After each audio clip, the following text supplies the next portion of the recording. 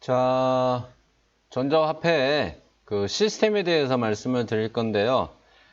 뭐, 제도적인 시스템이 아니고, 이제 전산 기술적인 시스템을 지금 좀 말씀을 드리려고 그래요. 그 은행의 인터넷 뱅킹을 상상해도 좋고, 신용카드 회사의 결제 체계를 상상해도 좋습니다. 어차피 다 이거 전자화폐예요. 일단은 그 한국전자화폐운영관리국 정도의 이름을 붙여가지고 기관을 신설하자고요. 약칭으로는 코리아 일렉트릭 머니라고 해가지고 코엠이라고 한번 칭해보자고요.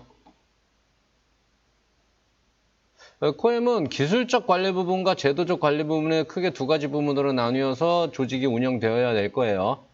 제도적 관리야 뭐 그냥 뻔한 거고, 기술적 관리라는 거는 뭘 얘기하냐 하면 컴퓨터 시스템의 보안, 유지, 보수, 증설, 네트워크 관리 등의 업무를 담당을 할 것이에요. 이것은 새로운 건 아니고 수없이 많은 금융 관련 기술자들이 이미 하고 있는 일이에요. 코엠은 은행이 아니죠. 뭐 앞서도 말씀을 드렸지만 이건 은행이 아니에요. 은행은 그 기본적으로 예금과 대출이 그 본연의 업무인데 코엠은 그런 역할이 없어요. 예금도 안 받고 대출도 안 해줘요. 미국의 연방준비은행이나 한국은행처럼 은행과 거래하는 기능도 없고요. 그 중앙은행이 역할이냐고 물어볼 수 있는데 그 중앙은행들은 그 일반 시중은행들이랑 거래를 해요. 여러 가지 목적으로. 근데 그런 기능은 없어요. 코엠에는. 그 다음에 중앙은행이 갖는 기능들, 뭐 통화량을 조절한다, 뭐 화폐를 발행한다 이런 기능도 없어요. 오로지 입출금의 기능만 그 할 것입니다. 그 좀 더 확대되는 기능에 대해서는 뒤에 언급하기로 하고요. 그러기 위해서는 모든 경제 주체, 즉 돈을 주고받는 모두의 계정이 있어야 되겠어요. 현금으로 주고받던 시절에는 그냥 세상에 존재하는 그 자체로 경제적 개체일 수 있었지만 이제는 코엠에 존재하지 않는 개체는 경제적으로 존재하지 않는 것이 됩니다. 대한민국 같은 경우에는 주민등록 제도가 있어서 주민으로 등록한 사람만 그 국민으로서 관리가 되고 있죠. 뭐 그렇게 하고 있는데 뭘 미국이 한다고 인구조사를 또 하는지는 모르겠어요. 뭐 이상한 사람들이야 하여튼 그 우리나라 사람들은 태어나면서 전부 등록을 해요. 그거랑 뭐 별반 다르지 않다고 보시면 돼요. 다만 기존에는 등록하지 않고 살아가는 사람들은 사실상 불편이라는 거는 제도권 내에서의 관리나 교육이나 이런 부분에서 제외될 수밖에 없었기 때문에 그 정도의 불편을 감수했다면 코엠 시대에는 코엠에 등록하지 않고서는 사실상 경제적인 활동을 아예 할 수가 없게 되는 남을 대리인을 통해서 경제 활동을 한다든가 뭐 물건을 사고 팔고 이런 것들이 아예 안 되는 거예요. 코엠에 등록을 안 하면. 그러니까 사실상 지금의 주민등록보다 더 예속적이죠. 어떤 국가 체계에. 비슷해요. 근데 지금도 주민등록 안 하고 어떻게 살아요? 뭐 일부 진짜 뭐 범죄 집단에서나 그 주민등록 안 하고 살죠. 마찬가지로 코엠 시절에도 등록 안 하고 사는 사람은 살 거예요, 아마. 그 범죄 집단 속에 뭐 이렇게 뭐 총알바지로 쓴다든가 이런 사람들을 그렇게 키울 수도 있겠어요. 하지만 그게 뭐 코엠 제도 때문에 생겨난 불합리는 아니잖아요. 어쩔 수 없는 인간 사회 제도의 어떤 사각지대인 거지. 극소수 0.01%뭐 이렇게 5천만 인구 중에 불과 몇십 명, 몇백 명 정도만이 어떤 그런 사각지대에 놓이게 되는데 이 코엠 제도 하에서는 더 그 수는 줄어들면 줄어들었지 뭐 코엠 제도로 인해서 어떤 불합리가 새로 생겨나는 건 아니에요. 인터넷 뱅킹을 하려면 은행에 계좌가 있어야 하듯이 모든 경제적 개체들은 코엠 계좌를 가지고 있어야 적어도 한국에서만큼은 돈을 주거나 받거나 할 수 있게 되는 거예요. 용어상 계정과 계좌를 혼동하는 경향이 있는데 둘 다 영어의 어카운트, 즉 장부나 명부상의 한 줄을 의미하는 개념입니다. 일상에서 계좌라는 용어는 은행에서 쓰이고 계정은 컴퓨터에서 많이 쓰이는데 사실상 그 의미는 같아요. 한 줄 등록한 거를 어카운트라고 하는 거예요. 계정을 만드느라 굳이 시간을 허비할 이유는 없어요. 이미 존재하는 주민등록번호, 외국인 등록번호, 법인 번호를 그대로 등록하면 돼요. 국가기관에는 추가로 계정을 할당을 해줘야 되겠죠. 방문 중인 외국인들은 시중은행을 통해서 계정을 개설하면 되겠습니다. 임시 계정이 아니라 아니 외국인이 제임스 씨가 한국에 들어올 적에마다 이걸 개설하는 게 아니라 제임스 씨가 처음에 한번 들어올 적에 등록 한번 하면 돼요. 미국인 제임스 주소 캘리포니아 어디 블러바드 2-3 해가지고서는 주소랑 그다음 연락처 전화번호 적으면 되죠. 그렇게 해서 외국인들도 방문 여행으로 온 외국인들도 다 등록하고 살면 돼요. 그러면 누가 나쁜 사람 없어요. 이 사람 기분이 나쁠래나? 기분이 왜 나빠요? 이 사람 그냥 한국에 들어올 적에마다 이제 추가로 등록 안 해도 되고 반 한국의 재료증인 외국인처럼 살 수 있는 건데 좋은 거죠. 편한 거지. 계정의 식별자가 주민등록번호라고 해서 꼭 실생활에서 경제적 소통을 하는데 주민등록번호를 가지고 소통해야 하는 것은 아닙니다. 그런 염려를 하실 분이 있을까봐 적었어요. 주민등록번호로다가 돈거래를 하냐 그러면 내가 껌 하나 사는데 내 주민등록번호를 알려줘야 되냐 이런 걱정을 하시는 괜히 하여튼 이상한 걱정을 그렇게 하시는 분들이 늘 있어요. 근데 그런 건 아니고요.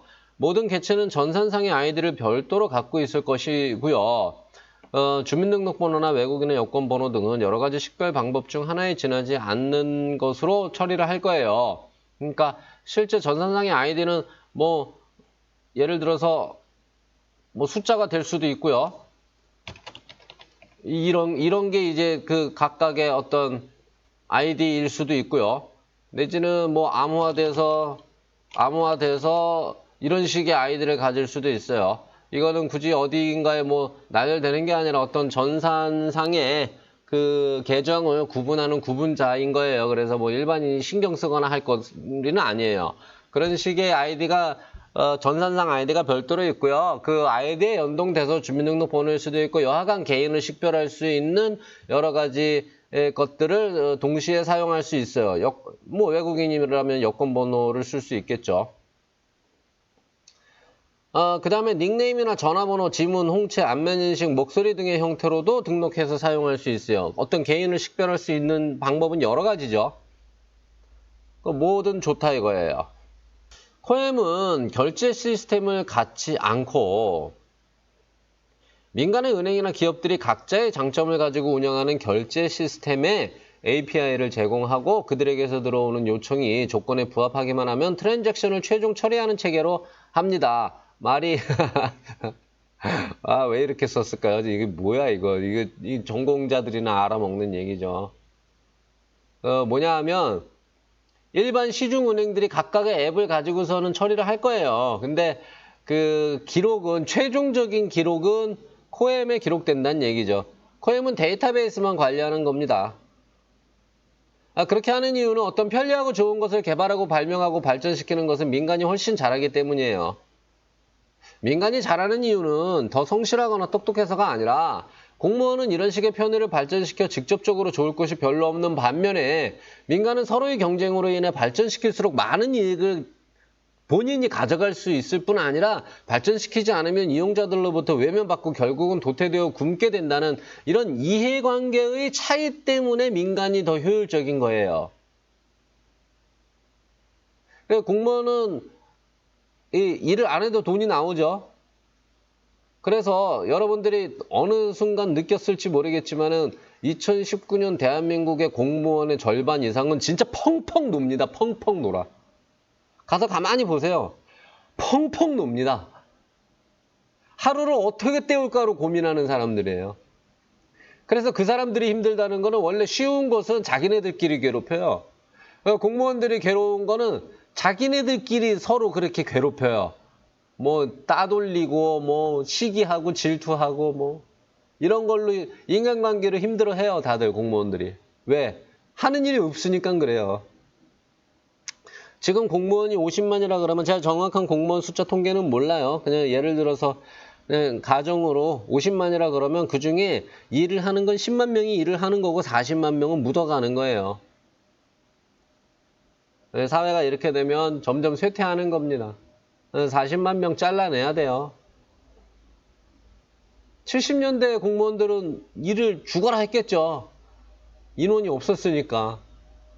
기술적인 부분은 향후 타당성과 효용성에 대해 많은 기술자와 추가적인 논의가 필요하고 전자화폐로 가는 길에 반드시 이 길만 있는 것은 아니지만 일단은 대략에 대한 이해를 위해 기술적인 부분을 언급해 보려고 해요. 저도 뭐 전산을 로 밥을 벌어먹고 살았던 사람이기 때문에 뭐 이런 아이디어를 내는 것이 뭐 어색하진 않아요. 하지만 제가 어떤 금융 시스템을 설계하는데 뭐 정상에 있었다거나 이랬던 사람은 아니기 때문에 제가 드리는 제안이 어떤 뭐 완성이라든가 이런 건 절대 아니고 그냥 하나의 아이디어인 거예요. 근데 많은 빈틈이 있을 수 있어요. 제가 미처 생각하지 못했던 그런 오류들이 있을 수 있어요. 그래서 하나의 아이디어로 제시를 해보는 건데 그 코엠의 트랜잭션이라는 건 이제 거래 한 건을 얘기하는 거예요. 내가 누구한테 입금을 한다 그러면 그게 거래 한 건이 되는 거예요. 코엠의 트랜잭션은 현금에 대한 인출이나 입금의 개념이 없으면 현금이 없으니까 현금이란 게 없어졌으니까 인출이나 입금의 개념이 없으며 타행으로의 이체도 없습니다. 이건 은행 간의 어떤 거래를 조율하는 뭐 그런 기관이 아니에요. 그냥 모든 입출금은 그냥 코엠 상에서만 이루어지는 거예요. 대한민국의 모든 입출금은. 그래서 입출금에 관한 한 타행이라는 개념은 없어지는 거예요.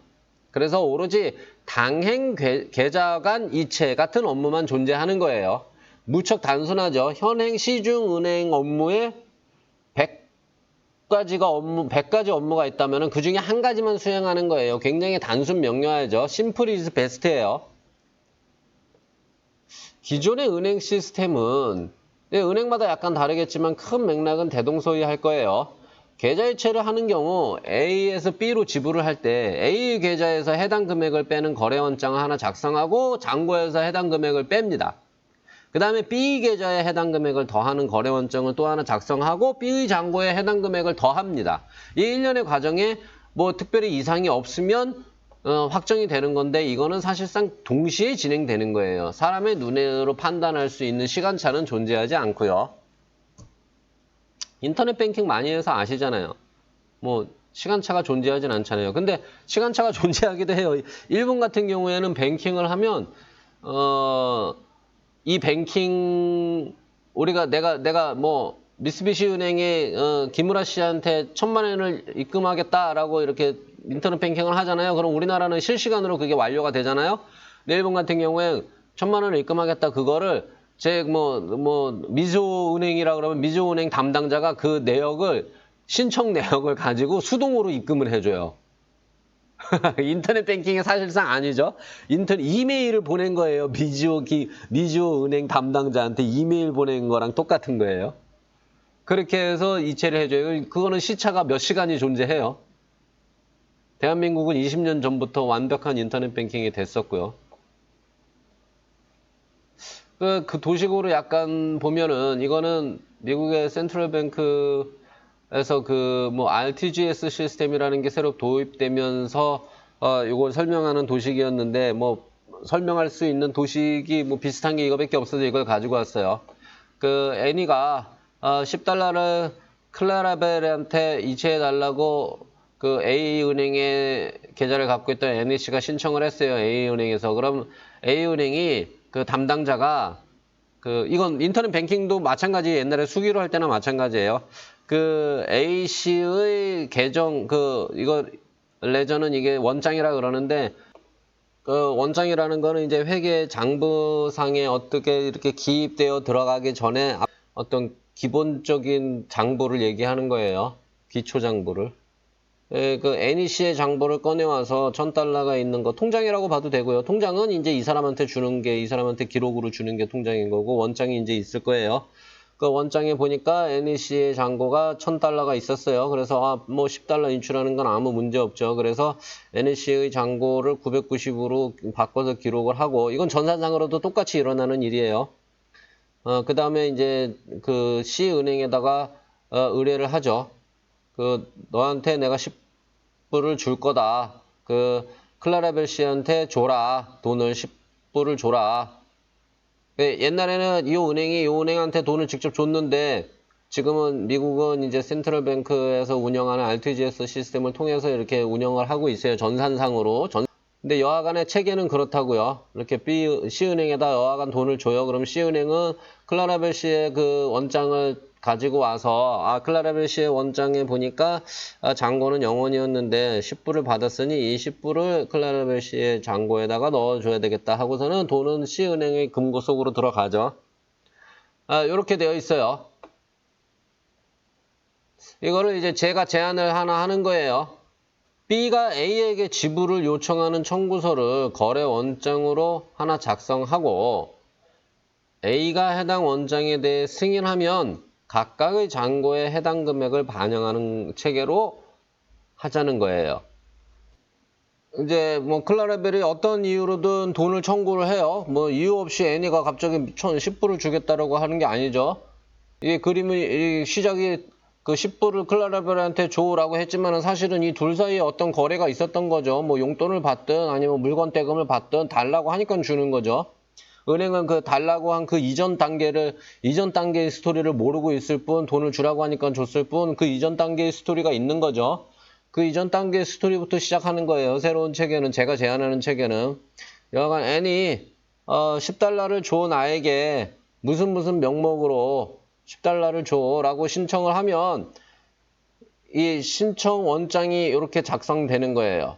From Annie to Clarabel 10달러. 얘가 OK를 하면 그때서 승인이 되는 거예요. 이 원장이.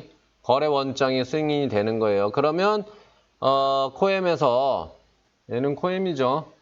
예, 코엠에서 거래 원장이 승인이 되면은 요 10불을 애니의 어카운트에서 빼고 10불을 클라라벨의 어카운트에 더하는 거예요. 요 각각의 요 어카운트에는 요 연동이 되어 있어요. 어느 원장, 어느 거래 원장에 따른 것인지 요 빠진 10불이 더해진 10불이 어느 거래 원장에 의한 것인지가 이제 연동이 돼 있어요. 달라진 게 뭔지 아시겠어요? 기존에는 이전의 스토리 없이 여하간 돈을 주라니까 준 거고, 새로운 거는 돈을 달라는 거를 통해서 시작을 하는 거예요. 그럼 승인이 떨어지면 거래가 이루어지는 거고요. 그 청구서 없이는 돈을 지불할 수 없게 된다는 것이 달라지는 점인데, 시스템적으로 간결해진다거나 보안의 유지가 용이해진다거나 하는 점은 차치하고, 일단은 엉뚱한 곳에 잘못 보내거나 엉뚱한 금액을 잘못 보내거나 나도 모르게 돈이 나가는 일 같은 것은 없어질 것이라고 봅니다.